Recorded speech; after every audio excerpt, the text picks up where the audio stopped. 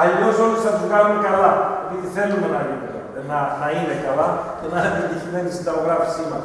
Αλλά πρέπει να έχουμε ιεραρχία στο να αξιολογήσουμε πώς πήγε ο ασθενής. Θα το δούμε στην πορεία. Απορίες γι' αυτό. Πάντως, δεν στηριζόμαστε μόνο στα σημαντικά, γιατί ρωτάμε τις ασθένειες την ώρα που αυτά είναι τα γενικά σωματικά χαρακτηριστικά μας. Χαρακτηριστικά είναι και τα ψυχικά χαρακτηριστικά και τα γενικά σωματικά χαρακτηριστικά. Το ζεσταίνεσαι κρυώνεις είναι γενικό σωματικό χαρακτηριστικό, αλλά πρέπει να το ξεχωρίσουμε από το, παραδείγματος χάρη, το αρσένικουμ έχει το γενικό σωματικό χαρακτηριστικό ότι είναι πάρα πολύ κρυουλιάρης. Σε οξία ασθένεια έχει επίσης το χαρακτηριστικό ότι είναι πάρα πολύ κρυουλιάρης στο εμπύρετο, σε όλο το σώμα, αλλά το κεφάλι του είναι φουντωμένο. Ζεστό.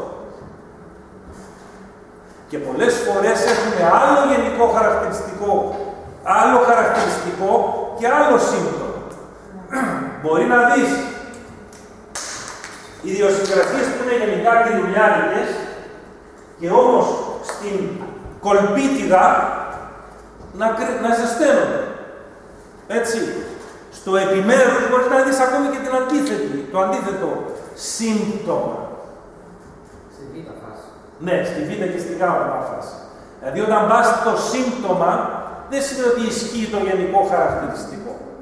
Ούτε στα σωματικά, ούτε στα ψυχικά. Άρα, αν κάποιος είναι σε μια β' φάση, δεν μπορούμε να κάνουμε ιδιοσυγκρασιακό ιστορικό. Μπορούμε να κάνουμε, γιατί ανατρέχουμε και ρωτάμε πράγματα που έχουν να κάνουν με τα χαρακτηριστικά του, σε κατάσταση της κλινικής υγείας. Αν πάμε στα συμπτώματα του, θα κάνουμε οξία συνταγογράφηση. Μπορεί να μπερδευτούμε. Να πούμε πώς είσαι όταν δεν είσαι άρρωστος. Γι' αυτό και στο ιατρείο, όταν παρακολουθείτε, αφού πάρω το αλλοπαθητικό ιστορικό και ρωτήσω τι έχεις, πονάω, πονοκεφάλους, αυτό, εκείνο, μετά αρχίζω και λέω, ζεσταίνεσαι ή κρυώνεις. Μου λέει τότε που έχω την αρθρίτιδα μου, όχι λέω. Άστο, ξέχασε τα λόγια αυτά. Ζεσταίνεσαι γενικά ή κρυώνεις.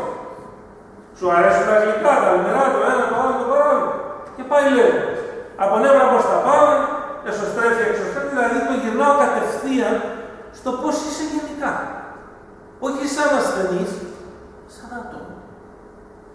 Εντάξει. Είχα ακούσει μια ερωτηματική σαν τρίτη, δηλαδή ζαχαρόδες διαβήτης, που είναι στην β' και γ' ενδεχομένως. Παθολογία. Αυτά ανεξάρτητα από την ιδιοσυγκρασία που έχει ο ασθενής. Γιατί ένας μπορεί να είναι αυτή που μαρτζένει και άλλος να είναι βαλιδιάνο να είναι αυτά. Προσεγγίζονται μέσα από την ιδιοσυγκρασία. Με τον ίδιο τρόπο ακριβώς. Μέσα από την ιδιοσυγκρασία. Στη χρόνια συνταγογράφηση που αυτό κάνουμε, όταν έρχεται ο ασθενής, πάμε σαφώς στην φάση Α. Μας ενδιαφέρει και η φάση Β, δηλαδή όταν μου έρθει ένας φόσφορος, ο οποίος είναι σε φάση Β-Γ, που έχει νευροφυτικές φοβίες και κρίσεις πανικού, μάλλον είναι χαρακτηριστικός ο φόσφορος για να καταλάβετε τις φάσεις. Προσέξτε λοιπόν τις φάσεις του φωσφόρου. Ένας φόσφορος σε φάση Α, πρέπει να σβήσουμε εδώ,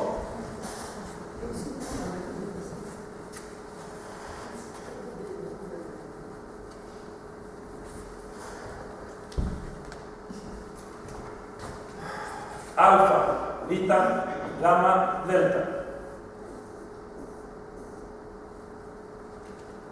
Φόσφορος. Εδώ πέρα θα δείτε τον φόσφορο να είναι όσον αφορά να είναι κωδικός, εξωστρέφης, ό,τι ξέρετε για το φόσφορο. Γιατί αυτά σας διδάσκω σαν κλινική εικόνα. Τη φάση Α σας διδάσκω. Εδώ από πλευράς υγείας θα έχει έναν φόβο μικρό για την υγεία. Πώς θα εκφράζεται αυτό? Θα κάνει πιθανώς υγιεινή διατροφή παρότι είναι γλετζές και θα πάει στο κρασάκι του και στο μπλέντι. Θα του αρέσει να πηγαίνει στη φύση, στην άθληση. Του αρέσει να διαβάζει ιατρικές ειδήσεις και νέα. Το πρόκολο κάνει καλό στην καρδιά, ξέρω. Στη χολυστερίνη κάνει εκείνο.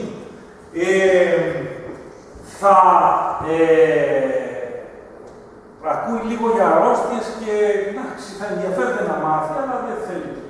Να κάνω και ένα τσεκάπ. Είτε το καραβάσι των αμερικάνικων προτύπων, κάνει μια κολονοσκόπηση στα 35, ένα μπροστάρι ξεχαμωτικό και πάει ο έρωτας. Αλλά αυτό δεν είναι νόσος, είναι χαρακτηριστικά. Όταν του συμβεί ένα πατατράκ, ζοριστεί πολύ στη δουλειά του, στεναχωρεθεί, πιεστεί, γίνει θύμα κλπ.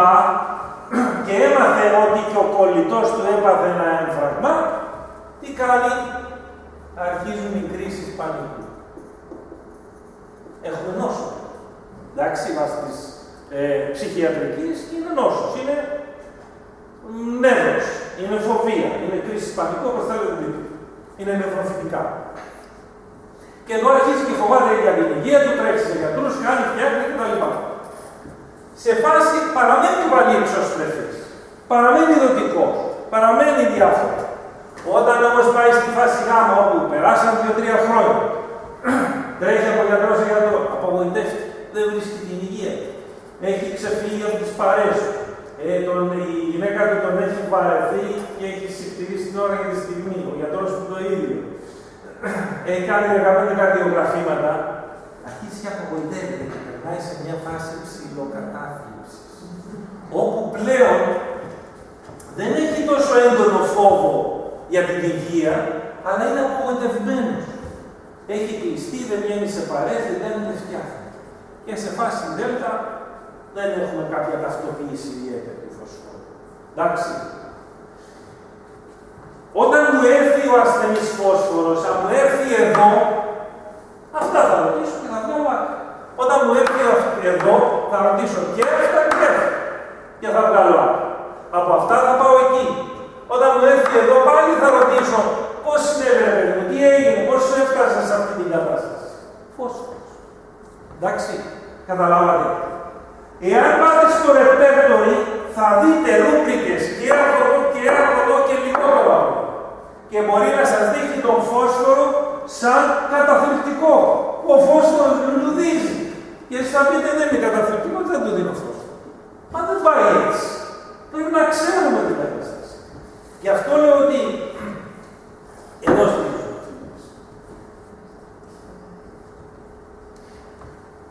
Γι' αυτό, επειδή είναι φίρδιν νίγδι μέσα στο repertory και στις κλασικές ματέριες medica και στα provings, είναι φίρδιν νίγδι οι ρούμπρικες από όλες τις φάσεις, και σωματικά και ψυχικά, θα δείτε πάρα πολλές αντιφατικές φάσεις. Ρούμπρικες. Πάρα πολλές αντιφατικές. Τη σκληρότητα 3, ευκολιότητα 3. Αβέρζο παρηγοριά 3, διάθεση για παρηγοριά 2. Τι έγινε. Ντροπαλός, τίμη, 2, arrogant 3. Ναι, το ντροπαλός 2 είναι όταν το πρόβλημα έφτασε σε αυτή τη φάση και τα έπαιξε, έγινε έτσι και το ερμηνεύσα σαν ντροπαλός. Δεν πάει έτσι.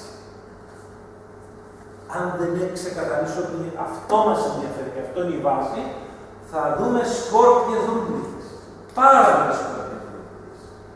Και αντίθετες και αντιφάσεις, όλα αυτά τα αναλύω βήμα προς βήμα σε κάθε περιγραφή ιδιοσυγκρασίας, γιατί εκτός από ότι ο essence και το μοίασμα, προχωρώ και παίρνω όλες τις ρούμπρικες από το mind και όλες τις ρούμπρικες από το generalities, από τα γενικά σωματικά χαρακτηριστικά, και εξηγώ από όλα αυτά τι ταιριάζει και πού κολλάει στο essence και τι είναι λάθος πληροφορία και πρέπει να το βάλουμε στην άκρη και τι είναι άχρηστο ή μειωμένης σημασίας σαν πληροφορία. Εκεί που λέτε για τα γεγονότα τι μπορεί να είναι, δηλαδή είπατε ότι είναι ένας θεσμός, όχι, είναι πάρα πολλά, δεν είναι αυτό εγώ πιάσα κάποια ακραία. Είναι και τα πιο παραμικρά και τα χρησιμοποιούμε στο ιστορικό μας πάρα πολύ για να φτάσουμε στην ιδιοσυγκρασία. Δηλαδή, έρχεται και σου λέει, ξέρω εγώ ότι ήταν καλά η δερματίτιδά μου, το άσθημα μου, η κολλήτιδά μου, οι φοβίες μου και εδώ και 15 μέρες δεν είμαι καλά. ξέρω εγώ, μου είπε αυτό η κόρη μου, μου έκανε αυτό ο άντρας μου, μου έκανε αυτό στη δουλειά, έχασα τόσα λεφτά, έγινε αυτό, έγινε εκείνο, ό,τι μπορείτε να φανταστείτε. Εμάς αυτό που μας ενδιαφέρει στο ιστορικό είναι όχι τόσο το τι σου του συνέβη, αλλά πώς το εξέλαβε, πώς το πήρε. Πώς το πήρε είναι γεγονός σκέψη. Και μετά ακολουθεί το συνέστημα, μετά η πρωτογενή, μετά η δευτερογενή συμπεριφορά. Και από αυτό, από τον τρόπο που λειτουργεί το άτομο, βγάζουμε την ιδιοσυγκρασία. Έχετε παρατηρήσει κατά κόρον σας παρακολουθείτε γιατροί ότι όταν μου έρχεται ένας ασθενής και λέει πήγα καλά με τη θεραπεία, αλλά εδώ και 15 μέρες ένα μήνα δεν είμαι καλά. Τι σου συνέβη? Και από το τι του συνέβη και πώς το εξέλαβε, εγώ τον σπρώχνω να μιλήσει. Α, συνέβη αυτό, πώς το πήρε το παιδί μου, τι ένιωσε, τι συναίσθημα ένιωσε, τι σκέψη έκανε, τι αυτό, τι εκείνο. Αρχίζει και σου λέει κάτι που κολλάει στην Βαλεριάνα, κολλάει στην Ignatia, κολλάει στην Κουσμόβικα. Και πάει λέγοντας. Ναι. Οι γυναίκες μετά στην εμεινόπαυση, τα χαρακτηριστικά αυτά τα σωματικά, ανατρέχουμε αν κρύωνε πριν ή ζεσθενόταν ή τώρα που είναι στην εμεινόπαυση. Μας ενδιαφέρει το πριν. Αν κάτι τροποποιείται λόγω παθολογίας, δεν το λαμβάνουμε υπόψη τόσο. Λαμβάνουμε υπόψη πώς ήταν πριν από την παθολογία. Δηλαδή ένα άτομο που έχει φλεβίτιδα και καίγονται τα πόδια του, παρότι είναι κρυουλιάρης γενικά, δεν θα το λάβω υπόψη ότι να του δώσω σούλφουρ, επειδή καίγονται τα πόδια του και υδρώνουν, αφού έχει φλεβίτιδα. Εντάξει. Συγγνώμη, γιατί εδώ τώρα λίγο καταπέτρεψα εγώ. Αυτό που ρώτησε με τη ζέστη κρύο όσον αφορά τη κλιμακτήρια. Ναι. Εφόσον έχω μια γυναίκα που είναι στην εμεινόπαυση και έχει κουντώματα εξάψεις, ζεσταίνεται, δεν έχει εξάψεις, δεν είναι το πάω στις εξάψεις. Γενικά ζεσταίνεται, δεν είναι κρυουλιάρα όπως ήταν νεότερο. Θα αξιολογήσω ότι ήταν κρυουλιάρα για να της δώσω το φάρμακό της τότε. Δεν με ενδιαφέρει πάνω από το Δεν θα σταθώ σε ένα χαρακτηριστικό και μάλιστα σε σωματικό. Θα σταθώ στα ψυχικά και στο essence. Με ενδιαφέρει να δω και τα σωματικά. Τι έγινε τώρα στα νεύρα? Κοίταξε να δεις. Έχω ας πούμε πληροφορία ότι μία λάχεση έχει αυτά τα χαρακτηριστικά.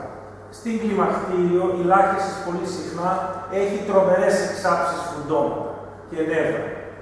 Και αυτό είναι πάλι μες στην εικόνα της. Εντάξει, θα το λάβω υπόψη. Αλλά δεν σημαίνει ότι όπου βρω εξάψεις φουντώματα θα δίνω λάχεση. Εντάξει, ξέρω από την κλινική μου εμπειρία ότι είναι συχνό σαν ιδιοσυγκρασία σε αυτές τις περιπτώσεις, διότι οι λάχες συνήθως έχουν έντονα προβλήματα στην κλιμακτήριο, αλλά δεν σημαίνει ότι θα τους λάχεις. Ξέρω ότι η Βαλεριάνα πολύ συχνά έχει προβλήματα με πολιτιστικές ορθήκες, με ορμονικά προβλήματα, με ακμή, με τέτοια θέματα, με προημινορησιακά σύνδρομο, με δυσμηνό, όρια εξ αρχής κτλ. Αλλά δεν σημαίνει ότι όπου δω αυτό θα πάω να δίνω Βαλεριάνα. Να ρωτήσω κάτι. Η πλάτινα, σαν ιδιοσυγκρασία είναι αρκετά έτσι φωτεινή, θα έλεγα. Γιατί θεωρείται ιδιοσυγκρασία, ας πούμε, αρνητική κατά κάποιο τρόπο? Ξεφεύγουμε από το θέμα. Άστο. Πάμε παρακάτω. Πιστεύω ότι μια πλάτινα θα μπορούσε να βοηθήσει πολλές ιδιοσυγκρασίες να ξεφύγουν κάπως. Όλα τα φάρμακα βοηθάνε όλες τις αντίστοιχες ιδιοσυγκρασίες. Θα βλέξουμε. Άστο. Έχουμε και πρέπει να αποφασίσουμε, είναι 10 παρατέταρτο. Έχουμε να μιλήσουμε για το follow-up.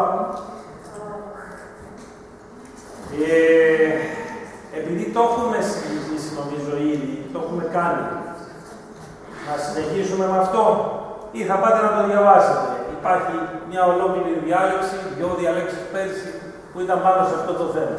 Και επειδή είναι πιο μηχανικό και τώρα έχουμε φτιαχτεί, έχουμε πράσει για αυτά τα θέματα, ας μείνουμε σε αυτό. Γιατί το follow-up δεν μπορεί να το αναλύσει.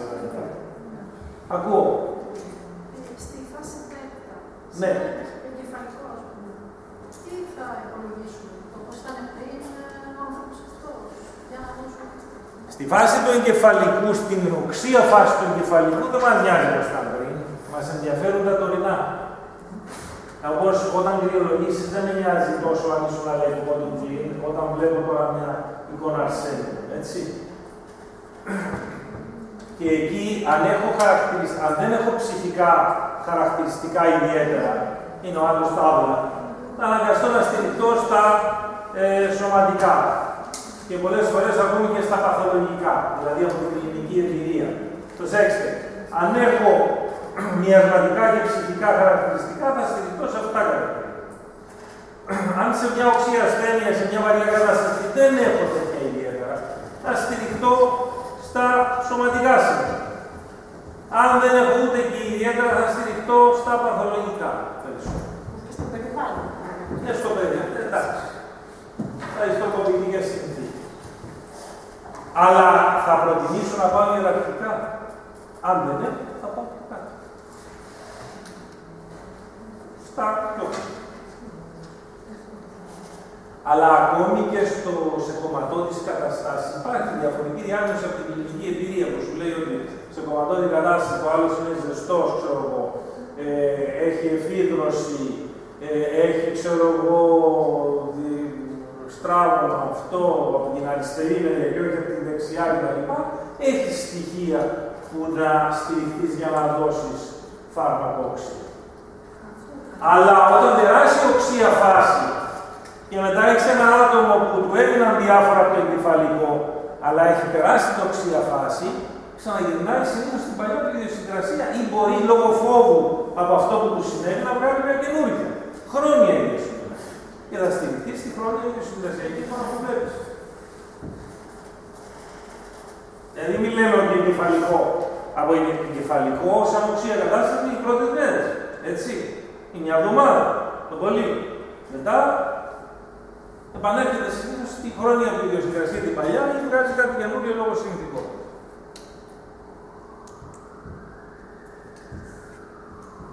Ακούω.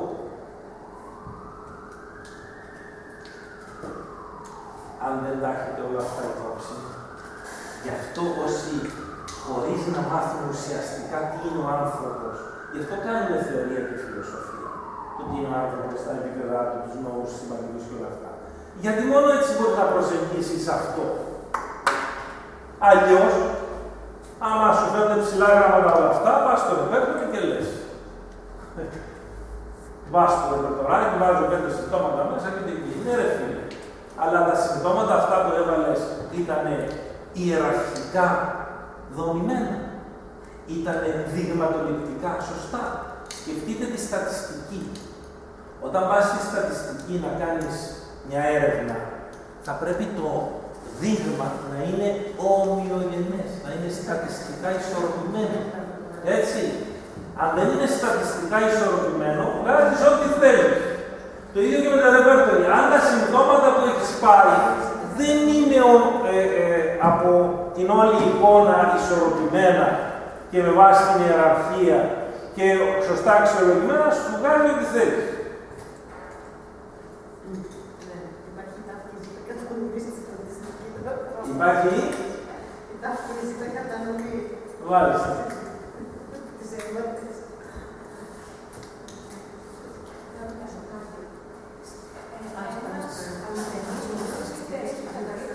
Λίγο δυνατά για να σε ακούω. Ένας που στο εκφράσει στη φάση τρέχει. Ναι. Συνήθως αλλάζει πολύ γρήγορα από το φάρμακο στο φάρμακο ιδιοσυγκρασιακό ή μέχρι σταθερός και μόνο στα οξέα του που έχει αλλαγές. Κοίταξε, καταρχήν από πλευράς ιδιωτικού ιατρίου δεν βλέπουμε πολλούς ασθενείς σε φάση τέτοια. Είναι νοσοκομιακά περιστατικά, είναι βαριά περιστατικά, λιγότερα τους βλέπουμε. Παρ' όλα αυτά, η γνώμη μου είναι ότι παρότι υπάρχουν περιγράφονται στα provings και σαν εικόνες, περιγράφεται και η ψύχωση της νουξβόμικα και η ψύχωση του φόσφορου και η ψύχωση του λαϊκοπόδιου και η ψύχωση κλπ. Παρ' όλα αυτά, δεν είναι χαρακτηριστικές εικόνες ψύχωσης. Γι' αυτό βλέπουμε ότι πάρα πολλές φορές οι ψυχοσικοί ασθενείς ταιριάζουν σε ψυχοσικές ιδιοσυγκρασίες. Σε ιοσκία, σε στραμμόνι, σε τέτοιες ιδιοσυγκρασίες. Καταλάβατε. Είναι αναμενόμενο αυτό, ότι μπορεί κάποιες ιδιοσυγκρασίες να απαντώνται περισσότερο σε αυτή τη φάση, ή σε αυτή, ή σε αυτή, ή σε αυτή. Εντάξει.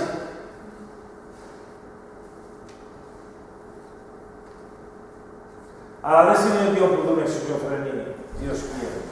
Σε μεγάλο βαθμό, ναι. Αυτό το είχε πει και ο Κέντ. Είχε πει κάποτε ότι με 2-3 οδημαθητικά φάρμακα μπορούμε να αλλιάσουμε τα χρονοδρομία. Βέβαια, μιλούσε για τότε που δεν υπήρχαν τα ψυχοφάρμακα και ήταν όλοι μέσα, κλεισμένοι μέσα. Έτσι. Η εμπειρία μου είναι ότι υπάρχουν πολύ καλά αποτελέσματα, αλλά μην ξεχνάμε ότι όπως ο καρκίνος είναι το άκρονο της σωματικής ασθένειας, η ψυχός είναι το άκρονο της ψυχικής. Που ιεραρχικά είναι και ανώτερη. Άρα πρόκειται για μια βαριά κατάσταση και ό,τι ανάλογα αποτελέσματα έχει στον καρκίνο, έχει και στην ψύχωση. Για να μην ειλικρινείς, στην ψύχωση έχουμε καλύτερα αποτελέσματα από την οποιοδήποτε παρά στον καρκίνο. Έτσι. Αλλά και πάλι έχει να κάνεις και με πολλά άλλα. Σου έρχεται ένας ιδρυματικός σε εισαγωγικά, τις μήνες σε ίδρυμα. Ένας χρόνιος ψυχωτικός, στις 15-20 χρόνια ψυχοφάρμακα.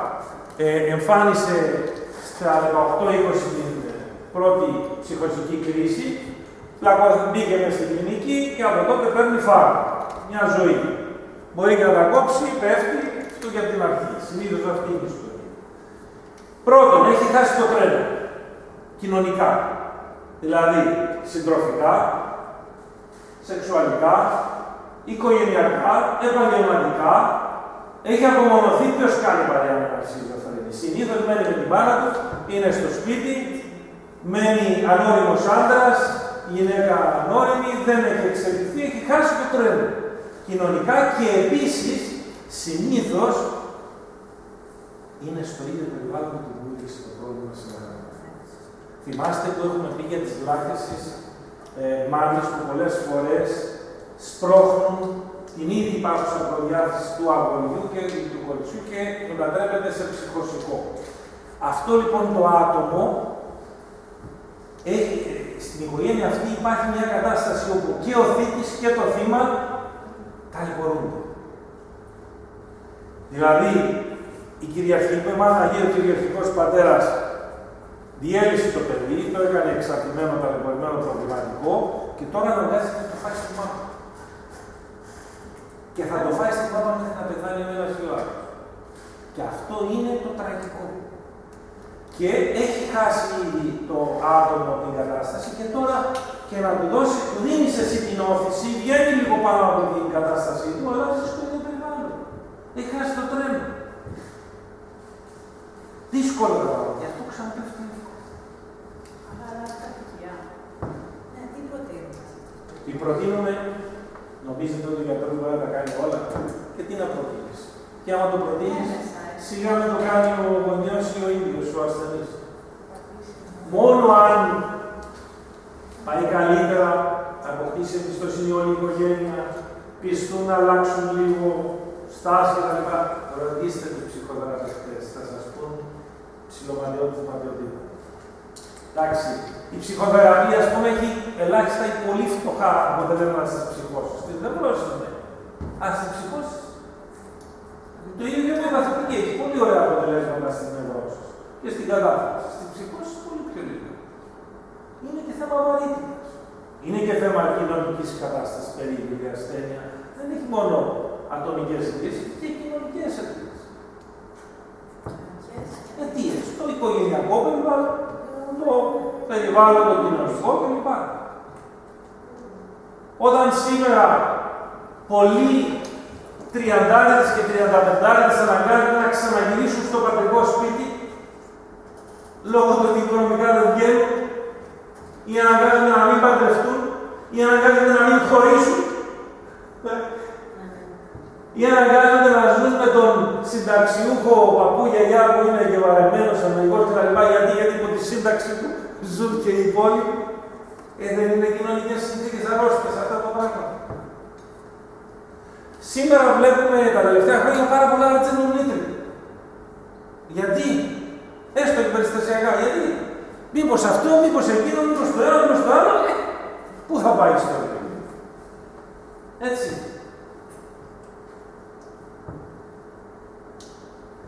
Και βλέπουμε πάρα πολλούς ψυχοσικούς. Η ψύχωση δίνει και παίρνει. Ακόμη και διαπιστώνω τα τελευταία χρόνια πάρα πολλές προψυχωσικές καταστάσεις. Δηλαδή, άτομα που αρχίζουν και τους στιβαράει και γίνεται λίγο κάκι διπλό και αρχίζουν και γυαλίζουν το μάτι τους. Δεν είναι ιδρυματές, δεν είναι με τη βούλα ψυχασθενής, αλλά προς τα εκεί πάντα. Και ευτυχώς παίρνουν την ιωσικία μου μια χαρά και σπρώχνουν. Έτσι και γλιτώνουν τραγωδίες. Αλλά πολλά άτομα έχουν σαλτάρει, είναι προσαλταρισμένα. Έτσι. Ξέρετε τι θάψη κάνει ο ιωσικίαμος και πόσο καλά πάνε με τον ιωσικίαμο στις προψυχολογικές καταστάσεις. Πάρα πολύ. Τα έχετε δει στο ιατρείο. Και μπαίνει ο άλλος και σου δεν είναι διεκδομημένος αυτός. Και του λες, πώς νιώθεις, πως είσαι, νιώθω θωρατός. Αυτός. Νιώθω ότι δεν τα πάω καλά με τον κόσμο. Αρχίζεις και σκέφτεσαι, τι δεν τα πάω καλά με τον κόσμο. Και αρχίζει και βγάζει τέτοιες ιστορίες που λες, αν τον αφήσω, οδεύω.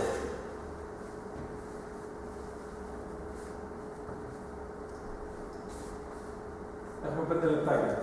Αυτό μπορεί να είναι μια οποιαδήποτε ιδιοσυγκρασία, απλώς στην οξία φάση ή στην β' γάμμα να βγάλει από την ιωσικίαμο.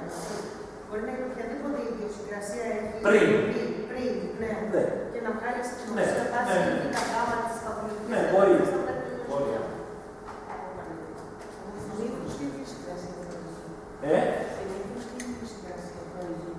Κοίταξε,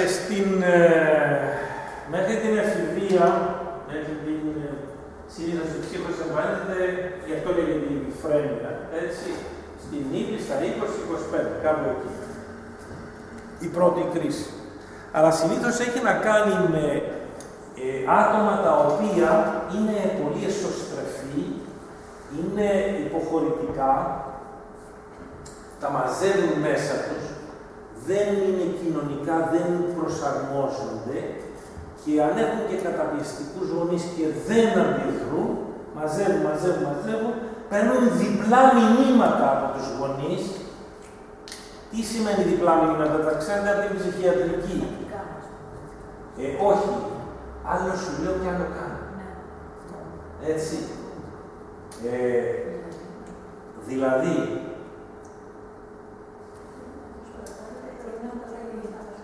αυτό που λέμε, όταν βλέπει αντιφατικά πράγματα. Σ' αγαπώ, πεθαίνω για σένα, γιατί έγραψες 18 στο διαγώνισμα και αυτό και εκείνο και το ένα και το άλλο, κακό παιδί κλπ.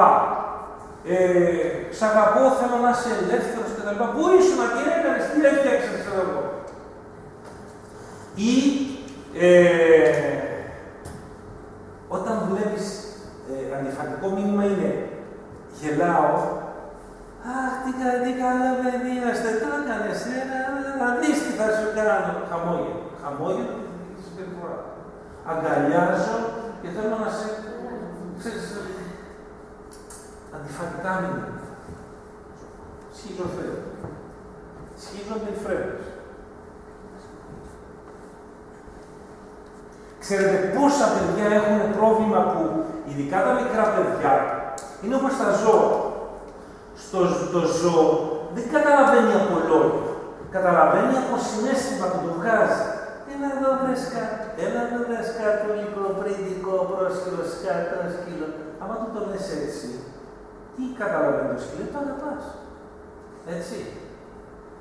Όταν όμως πας σε ένα παιδί και του φέρεις, τα λόγια δεν αντιστοιχούν με τις πράξεις, τα συναισθήματα δεν αντιστοιχούν με τις δηλώσεις, επειδή έχει πολύ διαλογικό άνθρωπο, όσο μεγαλώνει και βλέπει αυτή την αντίφαση, τρελαίνεται. Δηλαδή, ένα παιδί δεν μπορεί να καταλάβει όταν η μάνα του και ο πατέρας του λέει: έχω παθολογική αγάπη για σένα και γι' αυτό σε καταπιέζω. Πού πήγες, όχι, δεν θέλω να σε ελέγξω, αλλά φοβάμαι, δεν μπορείς να πάθεις τίποτα. Μπορείς αυτό. Πού ήσουν, τι έκανες, εγώ, ελεύθερο να βγεις, ναι, όχι, ήσουν να πας και με τα κορίτσια.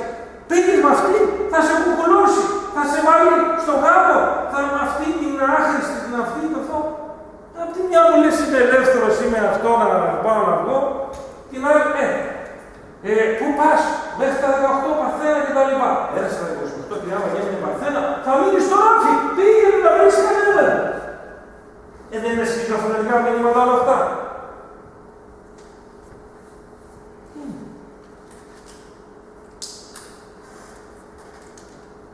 Αυτά. Καλό βράδυ.